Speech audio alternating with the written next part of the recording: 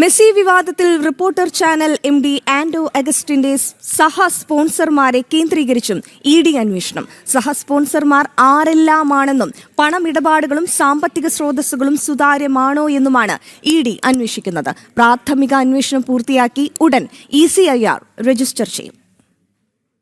Argentina സൗഹൃദ മത്സരത്തിന്റെ പേരിൽ റിപ്പോർട്ടർ ബ്രോഡ്കാസ്റ്റിംഗ് MD ആൻഡോ അഗസ്റ്റിൻ അർജന്റീന ഫുട്ബോൾ അസോസിയേഷന് പണം നൽകിയെന്ന് പറയുന്ന കാലയളവിൽ തന്നെ 2 അക്കൗണ്ടുകളിൽ നിന്ന് സ്പോൺസറുടെ അക്കൗണ്ടിലേക്ക് 200 കോടിയിലധികം രൂപ എത്തിയിരുന്നു.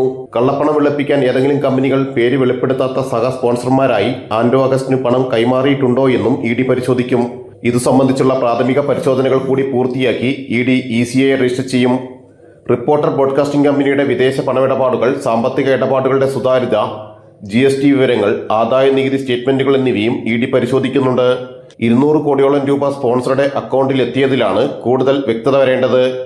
ലയണൽ മെസ്സിയെ കേരളത്തിലേക്ക് കൊണ്ടുവരുന്നതിന് AFAയുമായി നടത്തിയ പണമിടപാടുകൾ RBI അനുമതിയോടെയാണെന്നായിരുന്നു സ്പോൺസർ വിശദീകരിച്ചിരുന്നത്.